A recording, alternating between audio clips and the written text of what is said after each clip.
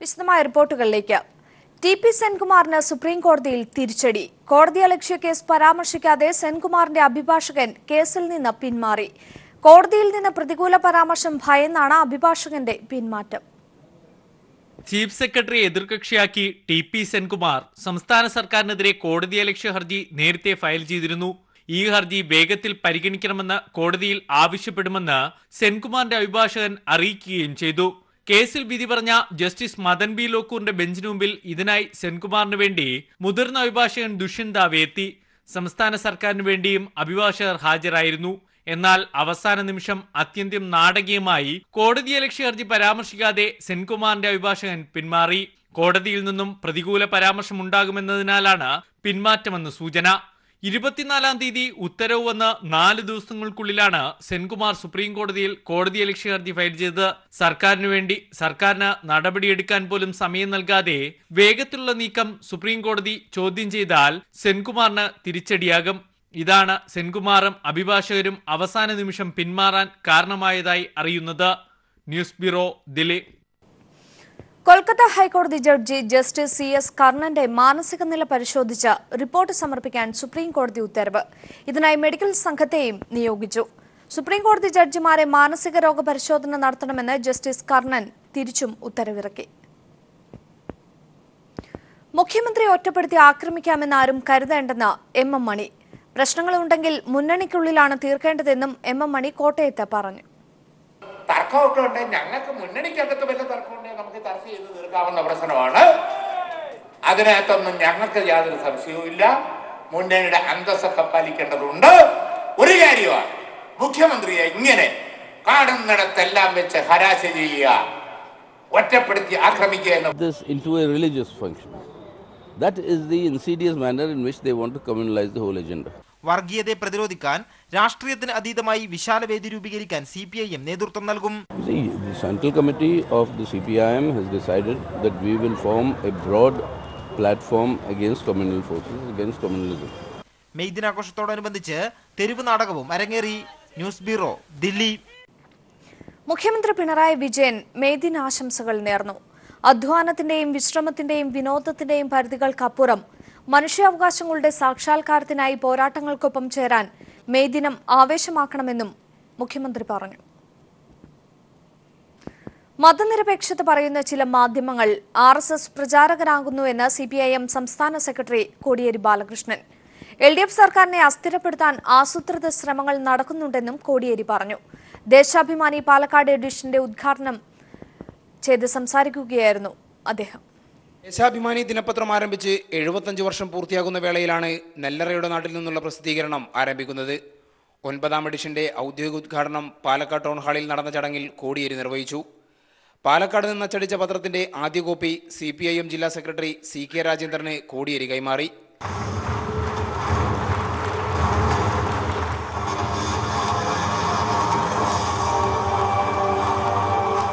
മതനിരപേക്ഷത പറയുന്ന ചില മാധ്യമങ്ങൾ RSS പ്രചാരകരാകുന്നു എന്ന് കോടിയേരി പറഞ്ഞു. LDF സർക്കാരിനെ അസ്ഥിരീകരിക്കാനുള്ള ശ്രമങ്ങൾ നടക്കുന്നതായും കോടിയേരി പറഞ്ഞു. RSSന്റെ പ്രത്യയശാസ്ത്രത്തെ പ്രതിരോധിക്കാനുള്ള ഒരു പ്രത്യയശാസ്ത്രം മുന്നോട്ട് വെച്ചിട്ടുള്ളത് ദേശാഭിമാനി പത്രമാണ്. മറ്റു പത്രങ്ങളെല്ലാം ഈ പ്രശ്നത്തിൽ ചാഞ്ചാടുകയും മതനിരപേക്ഷത പറയുന്ന ചില മാധ്യമങ്ങൾ തന്നെ RSSന്റെ പ്രചാരകന്മാരായി മാറിക്കൊണ്ടിരിക്കുകയും ചെയ്യുന്ന ഒരു സ്ഥിതിവിശേഷമാണ് നാം ഇന്ന് കണ്ടുകൊണ്ടിരിക്കുന്നത്. കൂടുതൽ വരിക്കാരെ ചേർത്തവർക്കുള്ള പുരസ്കാരം മന്ത്രി AK ബാലൻ വിതരണം ചെയ്തു. ചീഫ് എഡിറ്റർ MV ഗോവിന്ദൻ അധ്യക്ഷത വഹിച്ച ചടങ്ങിൽ general manager KJ Thomas, MP മാരായ MB Rajesh, PK Biju, A Sampath, MLA മാരടക്കമുള്ള നേതാക്കൾ എന്നിവർ പങ്കെടുത്തു. News bureau, Palakkad. തൃശൂർ പൂരത്തിന്റെ പേരിലെ വിവാദം അവസാനിപ്പിക്കണമെന്ന മന്ത്രി VS സുനിൽകുമാർ. പൂരത്തിന്റെ പേരിൽ ഒരു വിഭാഗം ഭിന്നതയുണ്ടാക്കാൻ ശ്രമിക്കുന്നു എന്നും മന്ത്രി അഭിപ്രായപ്പെട്ടു. പൂരത്തെ രാഷ്ട്രീയ ലാഭത്തിന് ഉപയോഗിക്കരുത്. പൂരത്തിന് സംസ്ഥാന സർക്കാർ ഒന്നും ചെയ്തില്ലെന്ന പ്രസ്താവന അസംബന്ധമാണെന്നും സുനിൽകുമാർ തൃശൂരിൽ പറഞ്ഞു. സംസ്ഥാന ഗവൺമെന്റ് ഈ വെടിക്കെട്ടുമായി ബന്ധപ്പെട്ട കാര്യത്തിൽ ഒളിച്ചുകളി നടത്തുന്നു എന്ന നിലയിലുള്ള ചില ആരോപണങ്ങൾ ഉന്നയിച്ചിട്ടുണ്ട്. അത് അടിസ്ഥാനരഹിതമായിട്ടുള്ള ആരോപണങ്ങളാണ്. കേന്ദ്ര നിയമത്തെ അടിസ്ഥാനപ്പെടുത്തിക്കൊണ്ടാണ് ഇത് ലൈസൻസ് സംവിധാനങ്ങളെല്ലാം കൊടുക്കുന്നത്. ആ ഗവൺമെന്റ് ഇത് ചെയ്തില്ല, ഞങ്ങളുടെ ഗവൺമെന്റാണ് ചെയ്തത് എന്ന് പറഞ്ഞുകൊണ്ടുള്ള രീതിയിലേക്ക് പറയുന്നത് സങ്കുചിതമായ രാഷ്ട്രീയ താല്പര്യത്തിന് വേണ്ടിയിട്ടാണ്. തൃശ്ശൂർ പൂരത്തെ രാഷ്ട്രീയമായ ദുഷ്ടലാക്കോടുകൂടി ഉപയോഗിക്കാൻ ശ്രമിക്കരുതെന്ന് മാത്രമേ എനിക്ക് പറയുന്നുള്ളൂ. തൃശൂർ പൂരത്തിലെ പരമ്പരാഗത വെടിക്കെട്ടിന് അനുമതി നൽകിയിട്ടില്ലെന്ന് കേന്ദ്ര സർക്കാർ. കേന്ദ്രം പൂരത്തിന് എതിരല്ലെന്നും കേന്ദ്രമന്ത്രി നിർമ്മല സീതാരാമൻ ദില്ലിയിൽ പറഞ്ഞു. നിലവിലെ വിവാദങ്ങളെക്കുറിച്ച് അറിയില്ലെന്നും കേന്ദ്രമന്ത്രി വ്യക്തമാക്കി. No need for any Puram well-wisher to think that we are obstructing the process. Not at all. The offer to have licenses given for manufacturers of traditional explosives was a unilateral from our side offer. K M. മാണിയെ LDF-ൽ എത്തിക്കാൻ ചർച്ച നടത്തിയെന്ന വാർത്ത Scaria Thomas നിഷേധിച്ചു. അത്തരമൊരു ദൗത്യം താൻ ഏറ്റെടുത്തിട്ടില്ലെന്നും Scaria Thomas വ്യക്തമാക്കി. അത് തെറ്റായ വാർത്തയാണ്. രാഷ്ട്രീയമായി യാതൊരു ചർച്ചയും അവിടെ ഉണ്ടായിട്ടില്ല. രാഷ്ട്രീയമായിട്ടുള്ള ഒരു കൂട്ടായ്മയല്ലായിരുന്നു. അവിടെ കർഷകരുടെ കാര്യങ്ങൾ മാത്രമാണ് അവിടെ ചർച്ച ചെയ്തത്. അതിനു വേണ്ടിയിട്ട് എടുത്തൊരു കൂട്ടായ്മ. അവിടെ യാതൊരു രാഷ്ട്രീയമായിട്ടുള്ള ചർച്ചകളും മുന്നണിയെ സംബന്ധിച്ചുള്ള ചർച്ചകളും ഒന്നും നടന്നിട്ടില്ല. അത് തെറ്റായ ഒരു വാർത്തയാണ്. അത് കൂടാതെ ഇടതുപക്ഷ മുന്നണിയിലേക്ക് ആരെയും ക്ഷണിക്കാൻ അത് ഇടതുപക്ഷ മുന്നണിയുടെ കൺവീനർ അല്ലെങ്കിൽ ഇടതുപക്ഷ മുന്നണി മാർക്സിസ്റ്റ് മുനിസിപ്പാലിറ്റിയുടെ എല്ലാം CPIയുടെ എല്ലാവരും കൂടെ കൂടി ഉള്ള ഒരു തീരുമാനത്തിന് മാത്രമേ അവിടെ വിലയുള്ളൂ. അല്ല ഓരോരുത്തരെ വിളിക്കുക ക്ഷണിക്കുക എന്ന് പറയാൻ ആരും ചുമതലപ്പെടുത്തിയിട്ടില്ല. മാണി വിഭാഗം കേരള കോൺഗ്രസിന് ഏത് മുന്നണിക്കൊപ്പവും ചേരുന്നതിനുള്ള അവകാശമുണ്ടെന്ന് പ്രതിപക്ഷ നേതാവ് രമേശ് ചെന്നിത്തല. ആർക്കൊപ്പം നിൽക്കണമെന്ന് അവർ തീരുമാനിക്കട്ടെ. അപ്പോൾ അങ്ങനെ ഒരു ചർച്ച നടക്കുന്നതായി അറിവില്ല. കെ.എം. മാണി നേതൃത്വം നൽകുന്ന കർഷക കൂട്ടായ്മയ്ക്ക് രാഷ്ട്രീയമുള്ളതായി കരുതുന്നില്ലെന്നും ചെന്നിത്തല പറഞ്ഞു. മൂന്നാർ കയ്യേറ്റം ഒഴിപ്പിക്കുന്നതിൽ സർക്കാർ ഒറ്റക്കെട്ടെന്ന് റവന്യൂ മന്ത്രി ഇ ചന്ദ്രശേഖരൻ. പാപ്പാത്തിച്ചോലയിൽ കുരിശു പൊളിച്ചതിന് പിന്നിൽ ഗൂഢാലോചനയുണ്ടെങ്കിൽ കണ്ടെത്തട്ടെ എന്നും റവന്യൂ മന്ത്രി പറഞ്ഞു. ഒരനിശ്ചിതത്വമില്ല. ഭൂമി കയ്യേറ്റത്തെ തടിയെ തന്നെ ചെയ്യും. ഭൂമി ആര് കയ്യേറിയാലും ഒഴിപ്പിക്കുക തന്നെ ചെയ്യും. എൻ്റെ വകുപ്പിൽ ഗൂഢാലോചന പുറത്തു കൊണ്ടുവരാനുള്ള വകുപ്പില്ല. എനിക്കറിഞ്ഞുകൂടാ. അതുകൊണ്ട് ഇങ്ങനെ ഗൂഢാലോചന ഉണ്ടായി എന്ന് എനിക്കറിഞ്ഞുകൂടാ. കാരണം എനിക്കത് മനസ്സിലാക്കാനുള്ള വകുപ്പൊന്നും എൻ്റെ കയ്യിലില്ല. അല്ല, ഉണ്ടെങ്കിൽ അത് തെളിയിക്കട്ടെ. ഇപ്പോൾ എനിക്കെന്തപ്പോൾ അറിയാം? ഞാനല്ലല്ലോ അത് പറഞ്ഞത്. എൻ്റെ ശ്രദ്ധപ്പെട്ടെടുത്തോളം എനിക്ക് മനസ്സിലായിട്ടില്ല. ഇങ്ങനെ ഉണ്ടെങ്കിൽ അത് മനസ്സിലായവർ പറയും. റവന്യൂ വകുപ്പ് പറയാണ്, മുഖ്യമന്ത്രി പറയാണ്, ഓരോ വകുപ്പ് അവരവരുടെ കാര്യങ്ങൾ കൈകാര്യം ചെയ്യാണ് എന്നൊക്കെ ധരിക്കുകയാണെങ്കിൽ അതല്ല കേട്ടോ. ഇത് ഗവൺമെൻറ്റിൻ്റെ നിലപാടാണ്. കയ്യേറ്റം ഒഴിപ്പിക്കുക എന്നതാണ് ഗവൺമെൻറ് സമീപനം. അത് ഗവൺമെൻറ് പ്രഖ്യാപിത നിലപാടാണ്. സർക്കാർ ജീവനക്കാരുടെയും അധ്യാപകരുടെയും ശമ്പള വിതരണത്തിൽ പ്രതിസന്ധി ഉണ്ടാകില്ലെന്ന് ധനമന്ത്രി ഡോക്ടർ തോമസ് ഐസക്. നോട്ട് വേണ്ടവർക്ക് നോട്ടും അല്ലാത്തവർക്ക് ചെക്കും നൽകുമെന്ന് ഐസക് പത്തനംതിട്ടയിൽ പറഞ്ഞു. ഈ നോട്ട് നിരോധനം വന്നതിന് ശേഷം ട്രഷറി ഏറ്റവും അധികം സമ്മർദ്ദത്തിലായത് കഴിഞ്ഞ ശമ്പള ദിവസങ്ങളിലാണ്. എനിക്ക് തോന്നുന്നു ഈ ബാങ്കുകളൊക്കെ ഒരുപാട് സർവീസ് ചാർജൊക്കെ ഏർപ്പെടുത്തിയപ്പോൾ ആളുകൾ കയ്യിലുള്ള പണം ബാങ്കിലിടാതായി, കൈ വെക്കാൻ തുടങ്ങി. അതോട് ബാങ്കിൻ്റെ പണമില്ലാതായി. ഇതാ സംഭവിച്ചെന്ന് എനിക്ക് തോന്നുന്നത്. പക്ഷെ ഏതായാലും ഇത്തവണ ഞങ്ങൾ തയ്യാറല്ല. ട്രഷറിയിൽ സ്തംഭനം ഉണ്ടാവില്ല. പെൻഷനും മറ്റും കൃത്യമായിട്ട് വരുന്നവർക്ക് കാശായി വേണ്ടവർക്ക് കാശായിട്ട് കൊടുക്കാൻ ട്രഷറിക്ക് കഴിയും. അതാണ് അവസ്ഥ. അതുകൊണ്ട് കഴിഞ്ഞ തവണ ഉണ്ടായ പ്രശ്നങ്ങളൊന്നും സംഭവിക്കാൻ പോകുന്നില്ല. സംസ്ഥാനത്ത് ഇന്നു മുതൽ ഔദ്യോഗിക ഭാഷ പൂർണ്ണമായും മലയാളമാകുന്നു. സെക്രട്ടേറിയറ്റ് ഉൾപ്പെടെയുള്ള സർക്കാർ, അർദ്ധ സർക്കാർ, പൊതുമേഖലാ, സ്വയംഭരണ, സഹകരണ സ്ഥാപനങ്ങളിലും ആണ് ഔദ്യോഗിക ആവശ്യങ്ങൾക്കായുള്ള ഭാഷ പൂർണ്ണമായും മലയാളമാകുന്നത്. അതേസമയം സർക്കാർ ഉത്തരവിൽ വീഴ്ച വരുത്തുന്ന ഉദ്യോഗസ്ഥർക്കെതിരെ കർശന നടപടി സ്വീകരിക്കാനും ഉത്തരവിട്ടിട്ടുണ്ട്. സർക്കാർ, അർദ്ധ സർക്കാർ, പൊതുമേഖല, സ്വയംഭരണ, സഹകരണ സ്ഥാപനങ്ങളിൽ ഔദ്യോഗിക ആവശ്യങ്ങൾക്കെത്തുന്നവർ അതിലേക്കായി ഇനി പൂർണ്ണമായും മലയാള ഭാഷ ഉപയോഗിച്ചാൽ മതിയാകും. അപേക്ഷകളും അതിന്മേൽ സ്വീകരിച്ച നടപടികളും സർക്കാരിൻ്റെ ഉത്തരവുകളും പൂർണ്ണമായും മലയാളത്തിലായിരിക്കും. വിവിധ വകുപ്പുകളിൽ മെയ് 1 മുതൽ ഔദ്യോഗിക ഭാഷ പൂർണ്ണമായും മലയാളമാക്കണമെന്ന് ഉദ്യോഗസ്ഥ ഭരണപരിഷ്കാര വകുപ്പ് ഉത്തരവിറക്കിയിരുന്നു. സംസ്ഥാനത്തെ തമിഴ്, കന്നഡ ഭാഷാ ന്യൂനപക്ഷങ്ങൾക്ക് ഭരണഭാഷ സംബന്ധിച്ച് നിലവിലുള്ള അവകാശങ്ങൾ നിലനിർത്താൻ പ്രത്യേക നിർദ്ദേശമുണ്ട്. കേന്ദ്ര സർക്കാർ, കേന്ദ്ര സർക്കാർ സ്ഥാപനങ്ങൾ, ഹൈക്കോടതി, സുപ്രീം കോടതി, ഇതര സംസ്ഥാനങ്ങൾ, മറ്റു രാജ്യങ്ങൾ, ഇംഗ്ലീഷ് ഉപയോഗിക്കണമെന്ന പ്രത്യേകം പരാമർശമുള്ള സംഗതികൾ എന്നീ സാഹചര്യങ്ങളിലെല്ലാം കത്തിടപാടുകൾക്ക് ഇംഗ്ലീഷ് ഭാഷ ഉപയോഗിക്കാം. അല്ലാത്ത സാഹചര്യങ്ങളിൽ എല്ലാ ഔദ്യോഗിക ആവശ്യങ്ങൾക്കും ഇന്നു മുതൽ മലയാളമേ ഉപയോഗിക്കാവൂ.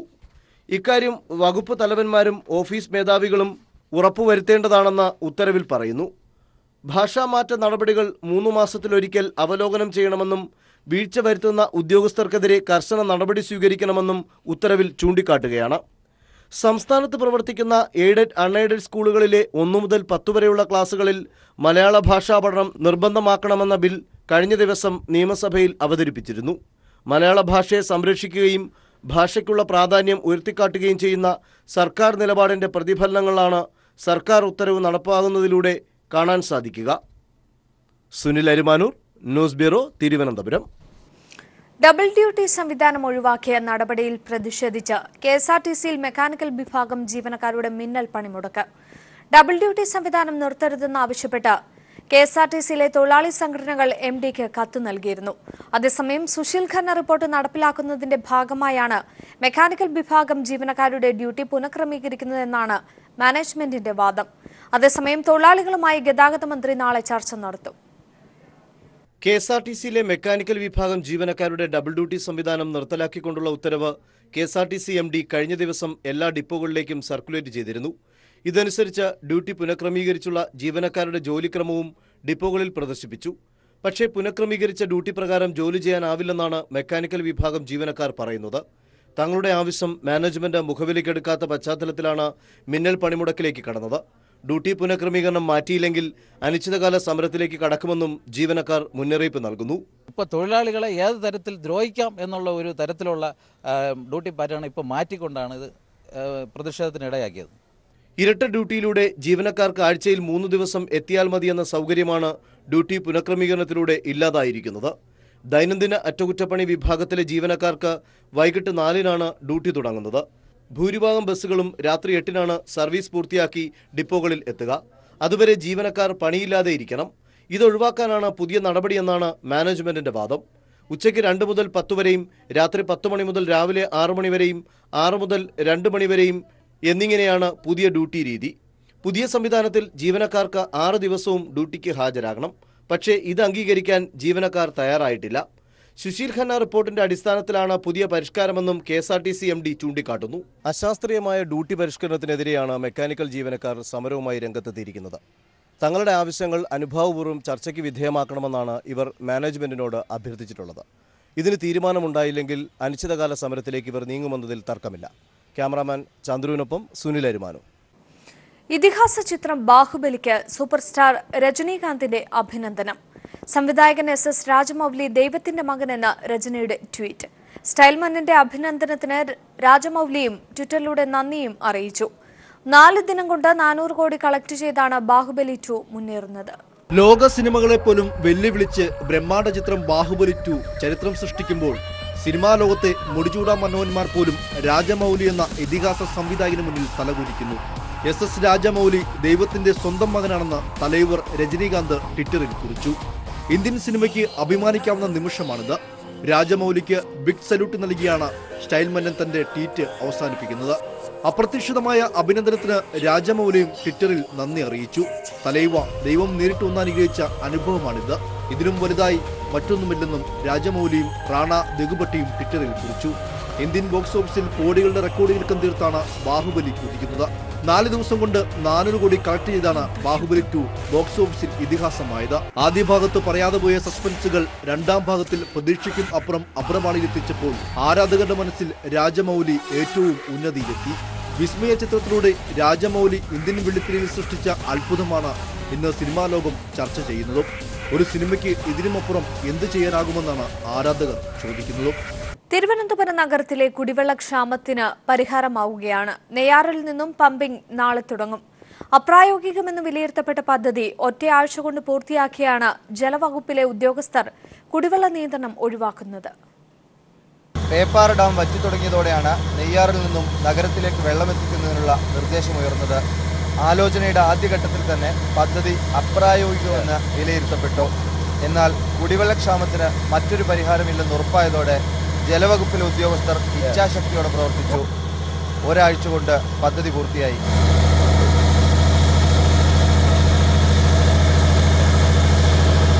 ഈ കാണുന്ന ഈ ഇറിഗേഷൻ്റെയും ഒരു പ്രയത്ന ഫലമായിട്ടാണ് ഇത് വരുന്നത്. ഇത് കൂടാതെ ഈ കുമ്പിൾമൂട് തോടിലേക്ക് കൊണ്ടുപോകുന്ന ആ അണിയിലക്കടവിലേക്ക് എത്തുന്ന തോട് പൂർണ്ണമായി അങ്ങ് 10 കിലോമീറ്ററോളം, ഏകദേശം ഇവിടെ നിന്ന് 1 കിലോമീറ്റർ, പിന്നെ വലിയ തോട് ഒരു 9 കിലോമീറ്റർ, അങ്ങനെ ഏകദേശം 10 കിലോമീറ്ററോളം അവർ വൃത്തിയാക്കി വീതിയുള്ള സ്ഥലത്ത് ചാക്കടുക്കി സീപ്പേജുള്ള സ്ഥലത്ത് ടാർപ്പാളിനിട്ട് ആ ഒരു രീതിയിൽ അവർ മുന്നോട്ട് നീങ്ങുകയാണ്. കാട്ടിലൂടെ പാതകൾ വെട്ടി കരിങ്കല്ലിട്ട് ടൺ കണക്കിന് ഭാരമുള്ള ഡ്രജറുകൾ നെയ്യാറിലെത്തിച്ചു. വെള്ളമൊഴുകുന്ന തോടുകൾ വൃത്തിയാക്കി. ശ്രമകരമായ ഓപ്പറേഷൻ നെയ്യാർ എന്ന ദൗത്യം ഒറ്റയാഴ്ച കൊണ്ട് പൂർത്തിയാകുന്നു. അൺലോഡിങ് അതിസാഹസികമായിരുന്നു. അത് ക്രെയിനൊന്നും സപ്പോർട്ട് ചെയ്യാൻ പറ്റാത്ത രീതിയിലുള്ള റോഡുകൾ ഉണ്ടാക്കി ക്രെയിൻ അഡീഷണലായിട്ട് സപ്പോർട്ട് കൊടുത്തിട്ടാണ് ഞങ്ങളിത് ഇവിടെ ഇറക്കി. വെള്ളത്തിൽ ഇറക്കുന്നവരെ ഞങ്ങൾക്കൊരു ടെൻഷനായിരുന്നു. വെള്ളത്തിൽ ഇറക്കി കഴിഞ്ഞപ്പോൾ ഓക്കെ ആയി. ഇപ്പോൾ ഞങ്ങൾ വെള്ളത്തിലിറക്കി 26 രാത്രി വെള്ളത്തിൽ ഇറക്കി 27 വൈകിട്ട് ഞങ്ങൾ പമ്പിങ് ട്രയൽ എടുത്തു. 28 മുതൽ കണ്ടിന്യൂസ് പമ്പിങ് ചെയ്തുകൊണ്ടിരിക്കുകയാണ്. നെയ്യാറിൽ നിന്ന് 100 ദശലക്ഷം ലിറ്റർ വെള്ളം പ്രതിദിനം പമ്പ് ചെയ്യാമെന്നാണ് കണക്കുകൂട്ടൽ. കൊടും ചൂട്, ദുർഘടമായ പാതകൾ, നിശ്ചയദാർഢ്യം കൊണ്ട് ഇതിനെ മറികടക്കുകയാണ് ഒരു കൂട്ടം മനുഷ്യർ. ഒറ്റയാഴ്ച കൊണ്ട് നഗരത്തിലെ കുടിവെള്ളക്ഷാമത്തിന് താൽക്കാലിക പരിഹാരം. ക്യാമറമാൻ രാഹുൽ ചന്ദ്രനൊപ്പം MR സജേഷ്, തിരുവനന്തപുരം.